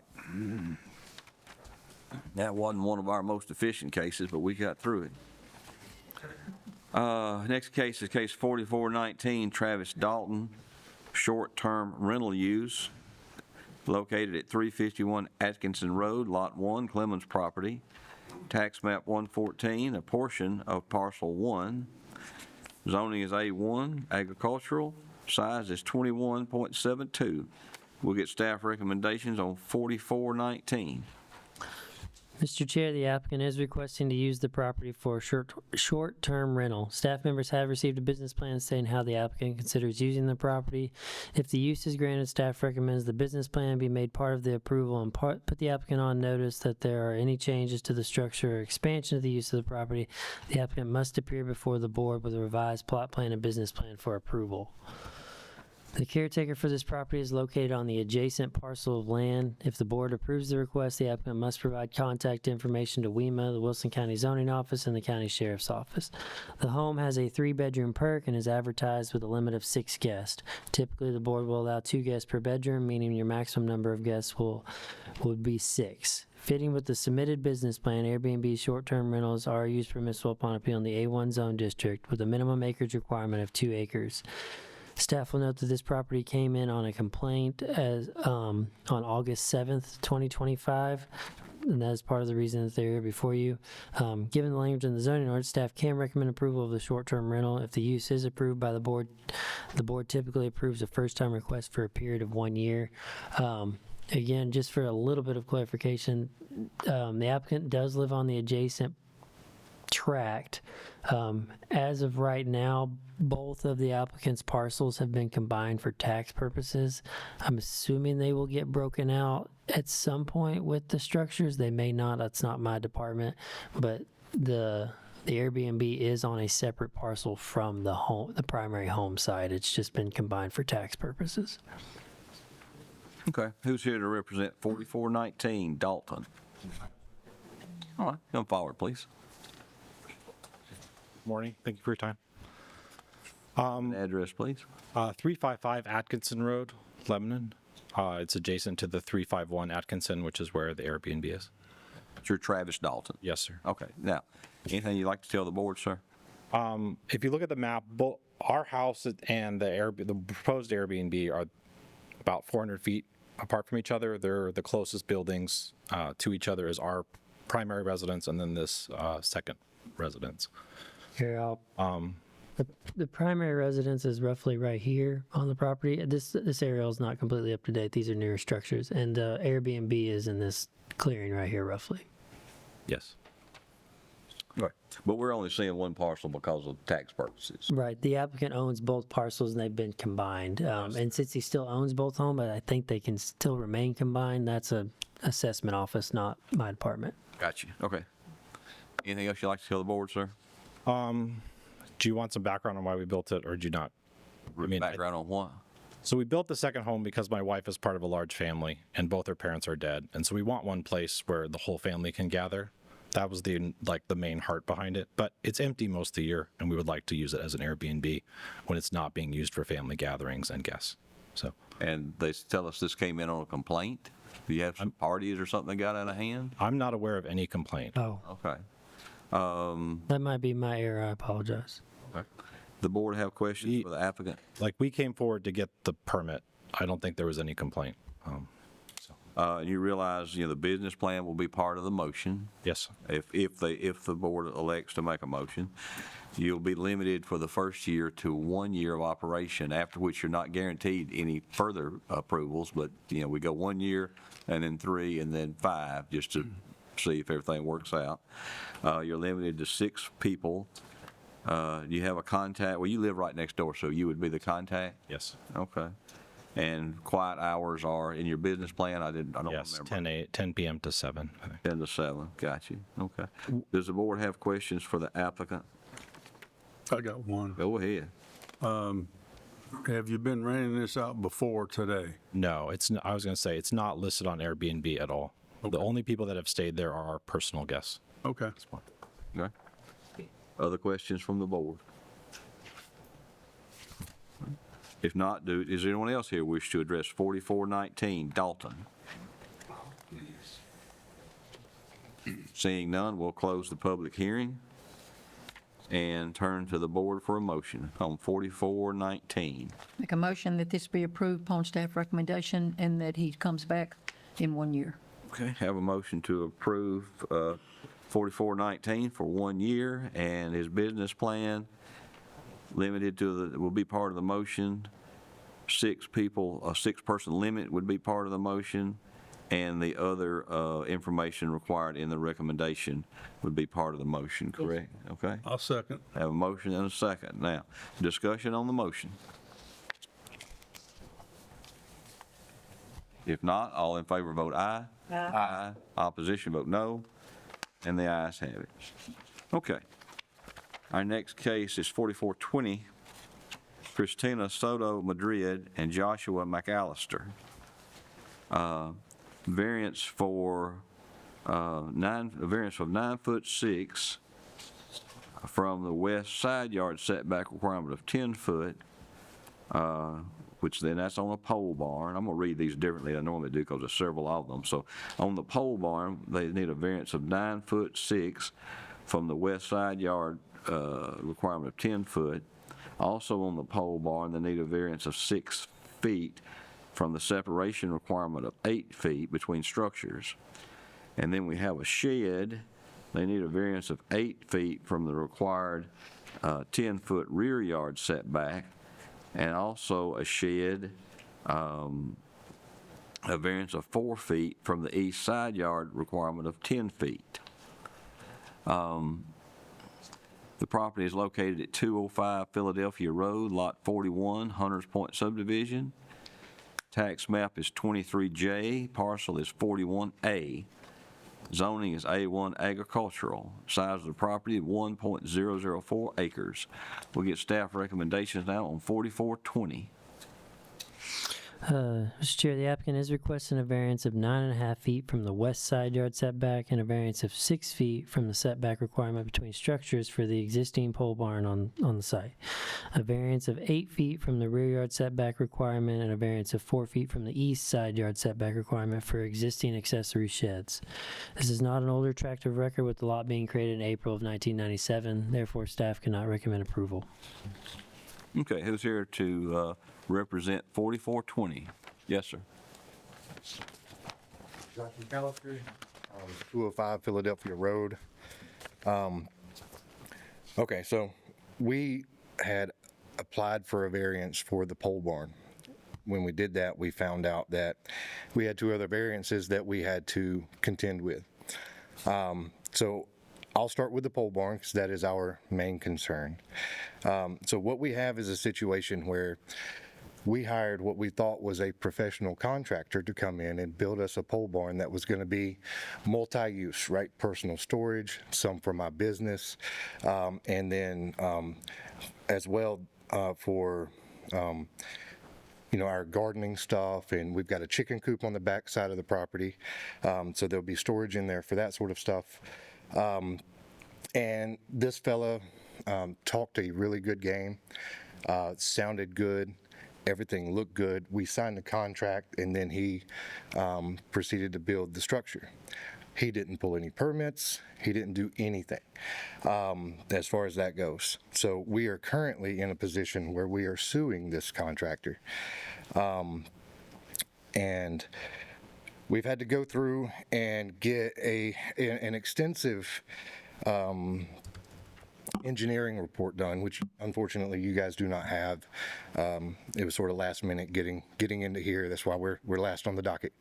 But there are remedies for some of the variances. So one of the variances for the pole barn, which I believe was the 6.5 foot, that's for an extended gable that's on the front of the pole barn that would be used as a carport. That comes out 28 foot from the front of the pole barn. That got us too close to the existing structure, our home. In the engineering report, we have a functional fix for that, a functional attachment to the home that removes the need for that variance. And we have, I believe in your packets is an approval letter from our neighbor that's most affected or that's closer to that side of the yard that gives their approval that it doesn't affect them in any way, leaving the barn as is in its position. So we're in a position where we are currently, and I don't know that this makes a difference, but we're currently out $68,000 on this building that's half done, in the middle of a lawsuit, which whatever you guys determine today will send that lawsuit in one direction or the other. So we've got a long way to go either way you guys decide today when it comes to the pole barn. It would greatly benefit us, or it would add less burden to our plate if we were somehow able to work out getting the variance for the pole barn for the west side of the property. We understand it is almost on top of the property line, but the building itself is far enough away from the neighbors' existing structures, as well as has their approval. So we're hoping that would be enough to allow us to keep what's there and work through our engineering report to fix any other issues that's with the building. It's an extensive report that I'll gladly provide to you guys if we need to, or if we need to revisit that in some way.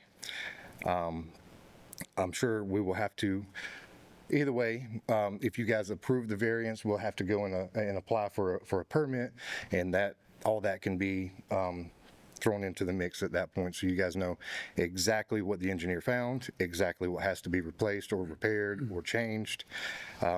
There's a few things, but he was able to make the numbers work. As far as the variance of the 8 feet from the rear setback requirement of the property, that's the chicken coop. We had no idea that out in the county that you needed to talk to anyone and get anyone's approval to build a chicken coop. Obviously, we were wrong. That was our ignorance. It is built a little bit too close to the property line on the back side of the property, but there are no other structures on any of the adjoining properties that this affects in any negative way. As a matter of fact, the same neighbor, which would be the closest one that you have an approval letter for the pole barn, routinely, take part in it. They get our eggs. They get that we run our chickens over to their property to eat the ticks out of the yard, and it's just a situation where we were ignorant. We didn't know any better. We didn't think that there was anything to that, so we built a chicken coop, and we built it very well. It'll be there probably long after our house is gone. It is a well-built coop. The other variance is a fixable variance to a degree. So the variance of 4 feet from the east side yard setback, that is it's a roll-off building that used to sit exactly where that pole barn sits now. It was moved to its existing spot purely to make room for the pole barn, because the pole barn needed to go right in line with our driveway. That was the idea. Anyway, so that got moved to where it's at for that reason, with no understanding that there was a problem potentially with a setback. We're new to all of this, right? I turn wrenches for a living. I don't know anything about that sort of stuff, or didn't. I know a lot more about it now. That structure can be moved in a couple of different, there's a couple of different ways that that would be moved. Currently, there is no way to get the truck back there to move that without driving over our leach field for the septic system that's in the front yard and tearing down about a 20-foot section of gate. So what you guys see here in this photo is not accurate whatsoever. That is a very old satellite photo. If you're looking at the front right-hand side of the house, there is a fence there that adjoins with my neighbor's property that would have to come out and would have to drive a truck across our leach field, which would cause potentially a lot of damage to the leach field. And if you've ever had to dig up and rebuild a leach field, you know how expensive that is. And we would rather not do that if we can get by with it. The other option for moving that building would be if we do not get the variance for the pole barn and we have to tear it down. That would give us an opening on that side of the property to get back there with a truck to basically just spin the building sideways, and it becomes 100% within existing code, outside of applying for a permit, I suppose. So either way we go, we're in a position of hardship on this, especially when it comes to the pole barn. Either way, this is decided here today. It just depends on the level that we have to go to, right? Or how bad is it going to hurt? To jump back onto the chicken coop real quick, like I said, that thing is extremely well built. It is not going anywhere. To move it would be to destroy it. There's no possible way to move that. And we have no possible way to move there's no, this is, and I assume some folks come out and took some photos. I assume those would have been in y'all's packets. I'm guessing not. So this chicken coop is 4x4 posts, all concreted into the ground. It would be a complete destruction of the chicken coop and a rebuild of the chicken coop, which would cost us in the neighborhood of probably about $12,000 at best. Because it run almost $9,000 to build it as is. You know, so you throw in the tear down of it. Permits would have been cheaper with. You know, if I was aware, that's purely my ignorance on that, right? So there's no excuse for that, right? Mm-hmm. Okay. Does the board have any questions for the applicant? One very quick one, and I may have got lost there. Yes, sir, there's a lot. Yeah, there was a lot. So you had mentioned on the pole barn, on the separation between the pole barn and the residence, says there's a carport, I think you called it an awning. You said the engineer had a fix for that, but you really didn't say what that fix was. Correct. So I'm just at, what was that fix? Absolutely. So basically we attach to the existing soffit and to the existing structure, the house, and we have basically that front corner of it becomes a storage shed, right? For like, you know, lawnmowers or whatever. Are you saying you attach it to the house? You attach it to the physical structure. Once that, would that not change the setback on the side yard setback on the pole barn? Because in your pole barn, is it all attached? The pole barn, the carport, and the house? Will they all be attached? That would be the case. So we've had the county codes fellas out there. That's how we found out that that the fella didn't pull a permit in the first place, right? They came out and put us. Maybe staff ought to address that. I don't know. That's over. Well, when you attach the then it all becomes a residence. House, the setbacks change, right, Karen? Yes, they change. And to meet the principal structure setback. Yeah, I think that's not a good. I don't think that fixes it. I don't think. Would require another setback for a bigger setback. Yes. Okay, so maybe the engineer had a different understanding of the code for that, right? He is a local guy, and he did spend 2 months doing the numbers on this thing to make sure that he had us in a position where we could have an avenue forward, right? Or if the building was savable at all, right? That was the initial concern. Because we figured if the fella didn't pull a permit in the beginning, then what else did he screw up, right? And it turns out several things, right? So there's quite a bit that does have to be squared away in the engineering report, but there's options, right? And it's all very well laid out. I wish you had it in front of you so you guys could have taken a look at that beforehand. But it is there. Was that report submitted to us? What'd you say, Christopher? Was that report submitted to us, or it's not been finalized yet? No, it's finalized. It is in this folder here. It was a last minute thing trying to get set up to come up here. Oh, okay. And we had no idea about the process for any of this. You guys' Okay, but scheduling. it wasn't to go submitted. The question is, was it submitted? Yeah, and that's probably. To whom? Okay, to us. Was the report submitted to the office, the zoning office? No, sir. That's fine. All right, does the board have any questions for the applicant? Anybody got any questions for the applicant? Okay. Now, if you don't have anything else, then let's ask if anyone else wants to speak to this case. Just. All right. Okay, yeah, we appreciate it. We would just like to reiterate that, you know, we're up S Creek either way this goes. So we would appreciate if any allowance that you guys could give us, if that makes sense to you. Thank you. Does anyone else wish to address 4420 McAllister and Madrid? Huh?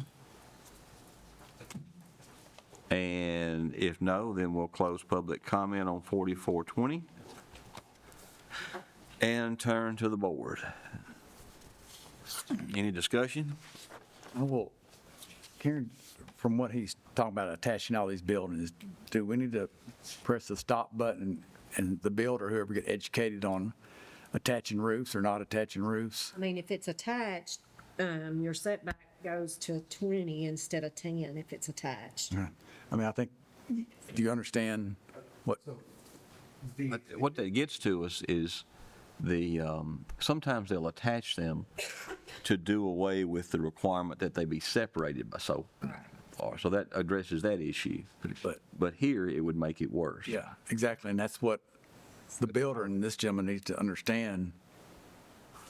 Should be attached, he shouldn't be attaching roofs.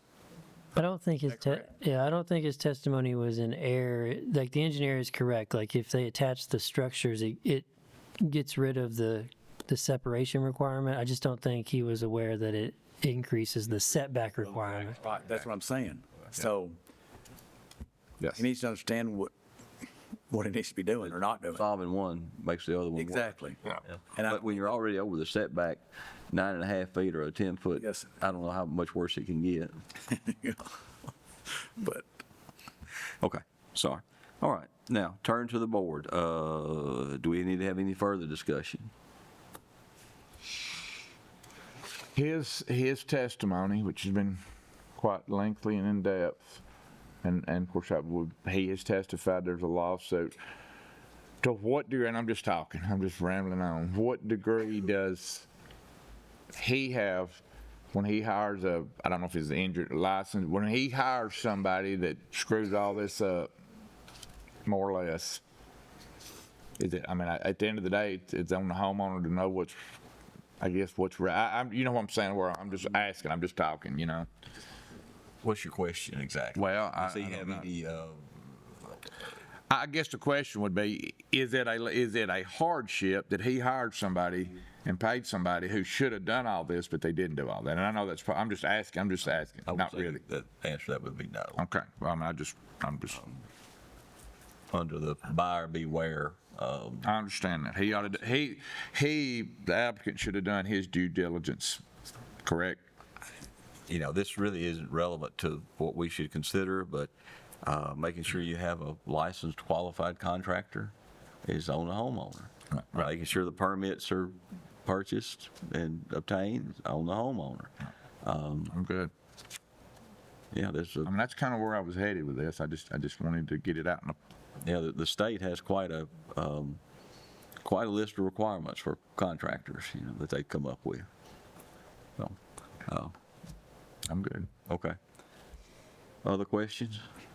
I don't want to make it difficult, but I just think there's too many unanswered questions of what's going to be built.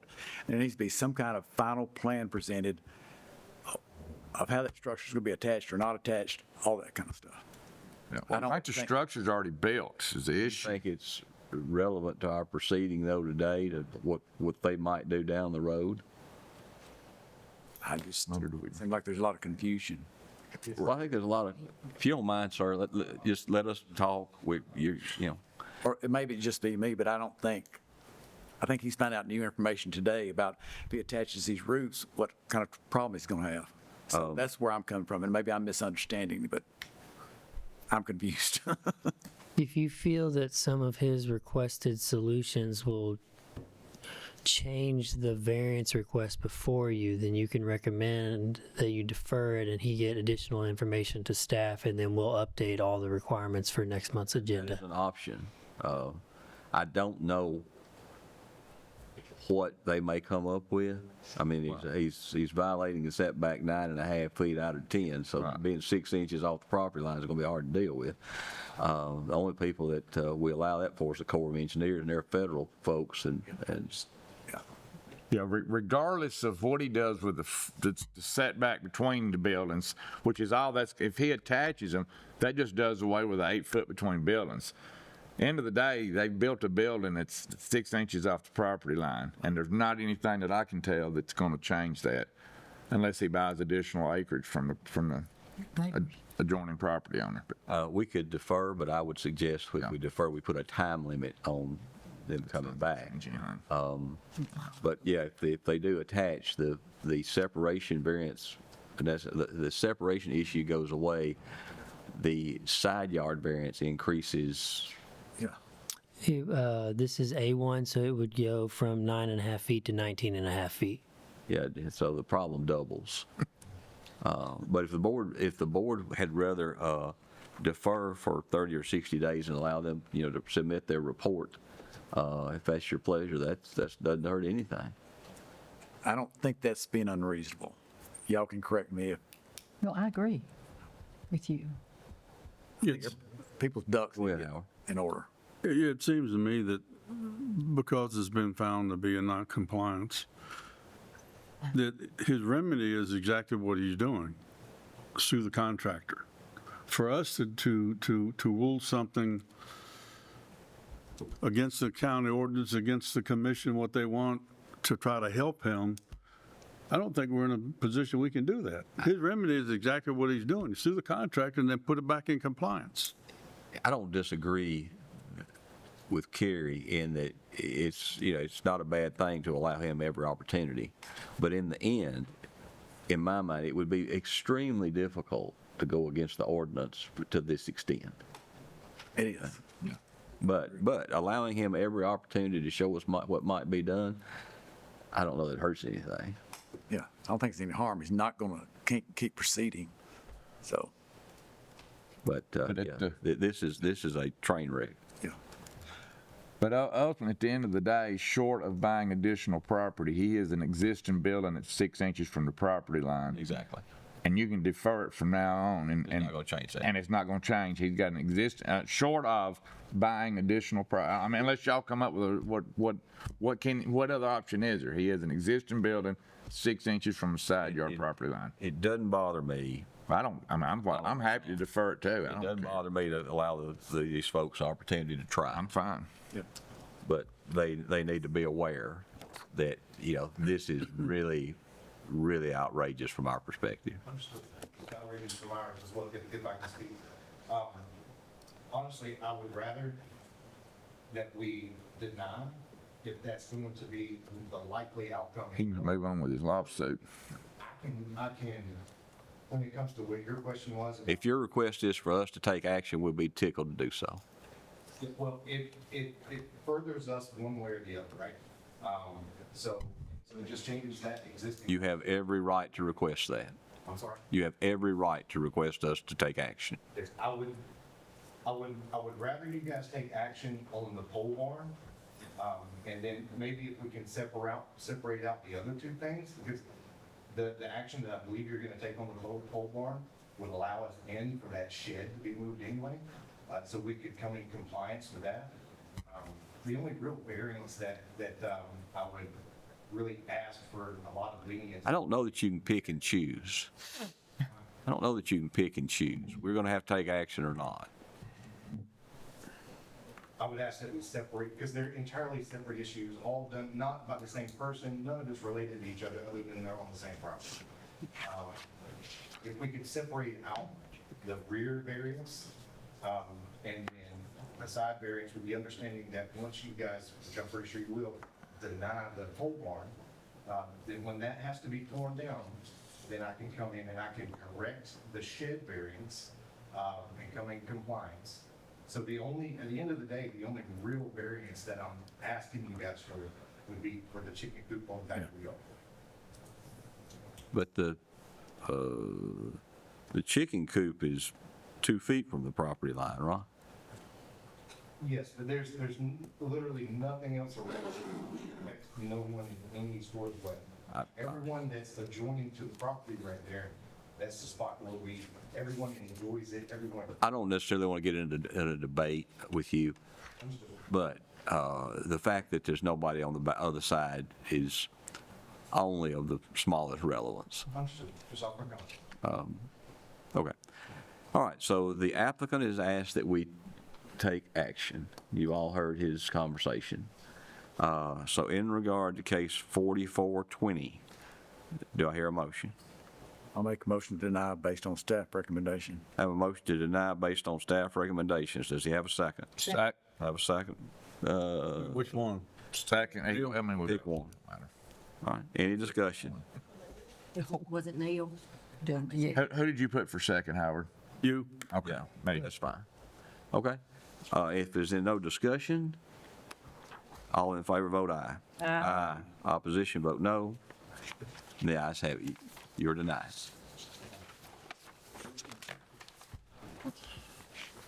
Okay, the board will take a 10-minute recess and we'll go into work session about 11:15.